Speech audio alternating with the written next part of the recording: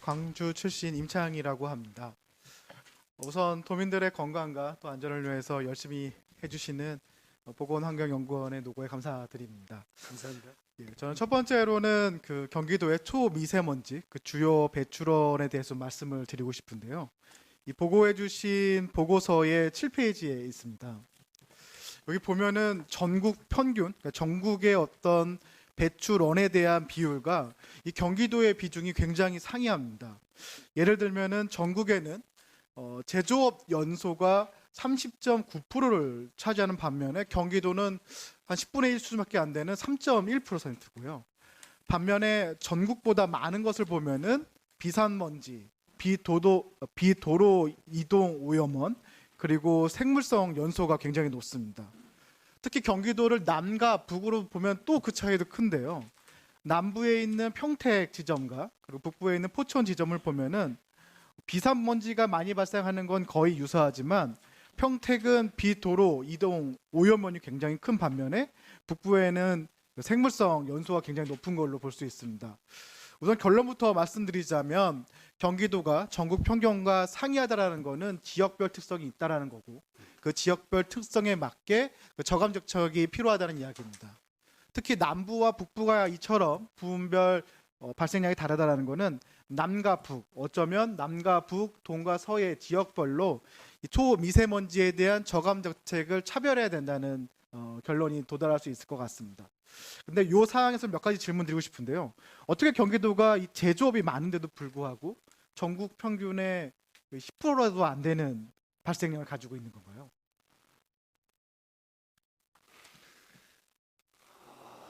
단속을 잘 하시는 건가요?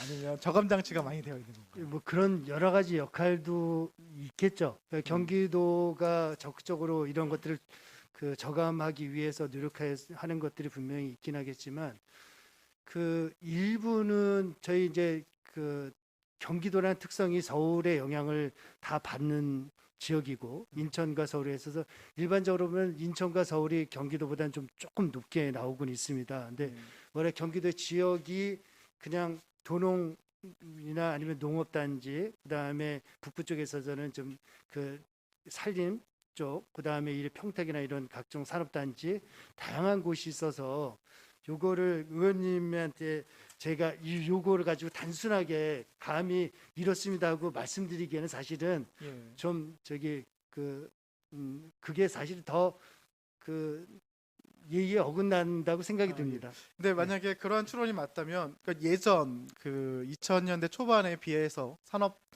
그 제조업에서 연소로 나오는 양이 줄었기 때문에 분명히 기술적인 개선도 있었을 것 같고요. 그거에 대한 적절한 그 대응도 있었을 거라 봅니다. 현재 수치가 맞다면 경기도가 보유한 여러 가지 기술과 경험을 전국에 전파하는 것도 필요하다고 봅니다. 반대로 경기도가 이렇게 비산먼지와 비도로 이동 오염원이 높은 이유는 뭔가요? 경기도의 요구 관련돼서 그 이제 우리 경기도 환경국의 미세먼지 대책과가 이제 따로 요구 관련돼서 하는 과단위가 하나가 있습니다. 일반적으로는 경기도가 전년도나 뭐 2, 3년 동안 해서 지금 매년 적게는 수십만 명에서 많게는 100만 명 정도의 시겠고 서울로부터 유입이 되거나 지방으로부터 유입이 되면서 아마 요 관련돼서 것들은 일반적으로 다른 그 일반 그 탄소 원인 이게 비산먼지 일으키는 것들 물질 중에서 공사하는 그 저기 그 뭐 신축 건물이라든지 이런 것들이 많지 않았나 하는 생각은 조금 들고 있습니다. 예. 가령 그 비도로 이용 오염원은 우리가 도로를 다니는 차를 제외한 모든 수단이기 때문에 아마 항구에서 발생하는 선박이라든지 건설 현장에서의 어떤 기계 장비일 수도 있을 것 같습니다. 네. 그런 게 만약에 그게 증명이 된다고 하면은 그런 선박과 기계 장비에 대해서 그 친환경 저희가 지금 탈탄소화를 하고 있는데 그런 정책과 그러니까 연결되는 연계한 정책으로 좀 발전을 부탁드리고 싶습니다. 두 번째 질문은 오존과 관련된 부분입니다. 제가 어제 환경국 질의에도 이 부분을 분명히 말씀드렸는데요.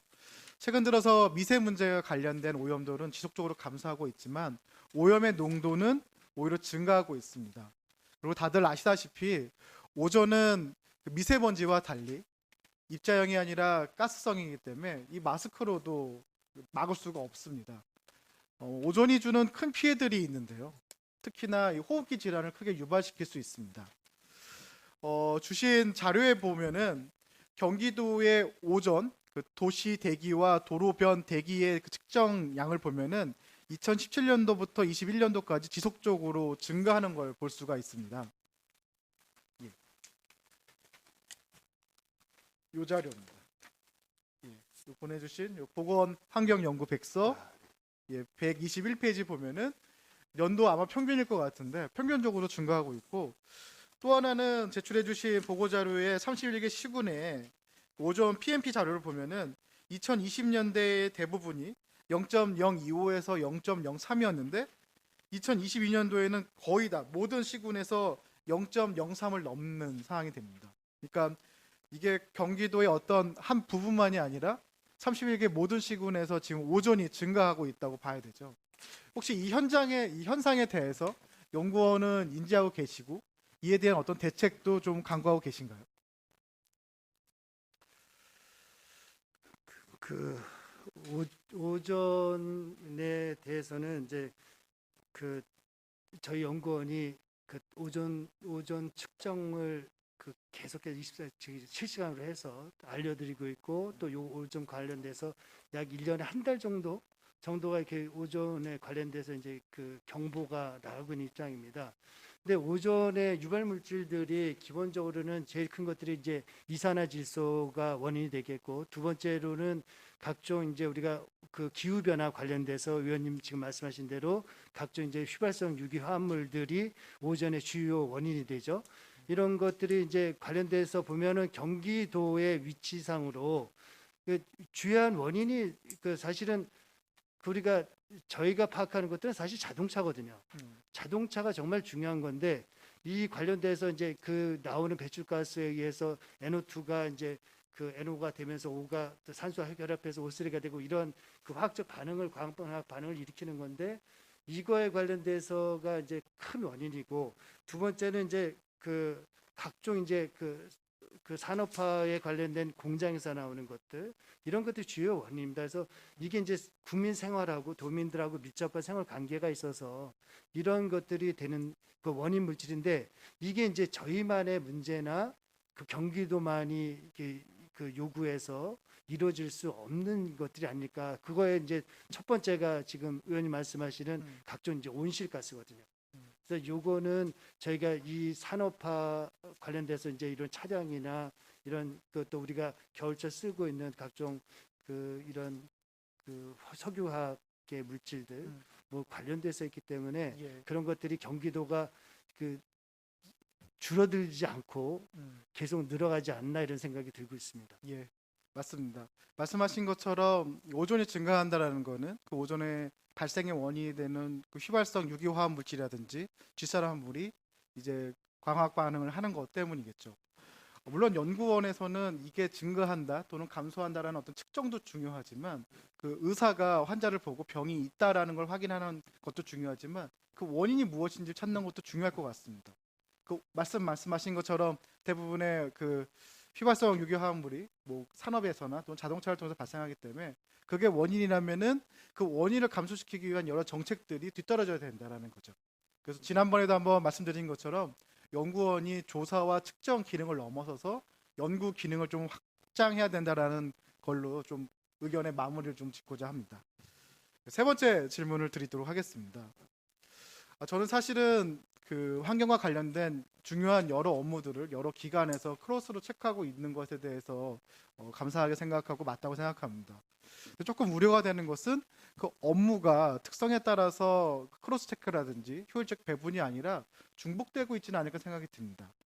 좀 전 그 위원님께서도 질문해 주셨지만 사업장 대기 오염도 검사만 봐도 수도권 대기환경청, 그리고 광역 환경관리사업소, 그리고 저희 보건환경연구원 이 세 군데서 다 조사를 하고 검사하고 고발 조치까지 하는 걸로 알고 있는데요. 이 각각의 기관들이 맡고 있는 어떤 공장의 특성이나 사업장의 특성이라든지 어떤 조사의 항목 같은 게 다른가요? 일반적으로 조사의 항목은 같습니다만은, 우리가 이제 그 쉽게 얘기해서 이 폐기물이나 폐수 관련돼서 이제 사업장이나 대기 배출 사업장들이 적게는 한 경기도에서 17,000개에서 한 2만 개 정도까지 이렇게 되고 있습니다. 근데 그런 것들이 종별로 어제도 이제 환경국에 질의하실 때도 나왔던 사항인데 종별로 1종서부터 5종이 있고 그 중에서는 그 1, 2, 3종은 도가 하고 3, 4, 5종은 시군에서 하는 것들처럼 있고 일부에 이제 폐수 관련된 것들은 국가 하천이 있고 국가 폐수와 관련돼서 국가에서 직접적으로 하거나 그다음에 환경부 산하 기관에서 직접 하게 돼 있고 저희한테는 그런 것들이 이건 도에 관한 것들 그다음에 시군에 관한 것들 이렇게 갖고 국가에서 법으로 나눠져 있습니다. 그러다 보니까 일부가 우리가 중첩이 되는 것들은 일부는 있을 수 있지만 이게 한계를 정확히 나눠져 있기 때문에 대부분은 중첩은 되지는 않고 있고 거꾸로 그러다 보니까는 정보 교류가 지금 말씀하신 것처럼 이 환류가 돼서 국가와 지방 간의 이러한 대책하는 것들이 이제 조금은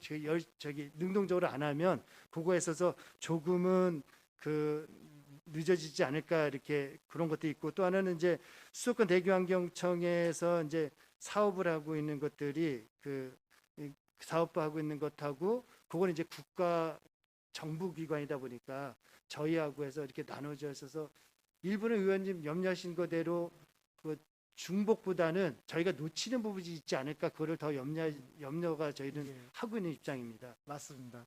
저도 아마 중복 크로스로 체크하는 거는 올바르다고 보는데 이 서로의 기관들이 맡고 있는 부분을 명확히 하고 그 기준이 도민들이 봤을 때도 합리적이지 않고 하면은 비효율성이 발생할 수도 있고 말씀하신 것처럼 누락되는 사업장이 생길 수도 있을 것 같습니다. 그래서 그러한 부분을 좀 정리가 필요할 것 같고 이 정리를 넘어서 아까 백현정 의원님께서 말씀하신 것처럼 검사 결과를 통보하는 걸 넘어서서 저희 조례에도 광역환경관리소 같은 경우에는 고발과 행정 조치를 할 수 있고 그리고 그거에 대해서 신고한 사람한테는 포상가를 할 수 있는 조례가 마련되어 있습니다.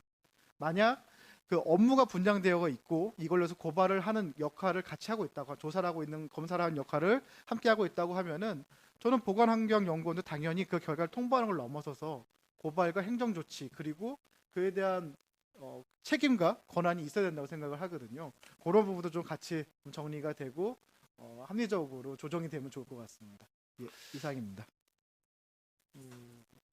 네, 의원님의 이제 말씀에 노력을 하겠습니다만은 이 법적인 것들이 규제 안 되는 것들은 저희가 이런 것들이 이제 법으로 정해지고 또 법에 위배되지 않는 것으로서 또 조례로서 정해져야지만이 저희가 그런 권한을 얻을 수 있는 거거든요. 그래서 금방 저희가 노력하겠습니다. 아니면 하겠습니다. 이렇게는 말씀을 못 드리는 것들도 위원님께서 다 알고 계실 테니까 이해해 주셨으면 좋겠습니다. 네, 알겠습니다. 열심히 하겠습니다. 다른 사안들은 열심히 하겠습니다. 네, 감사합니다. 네.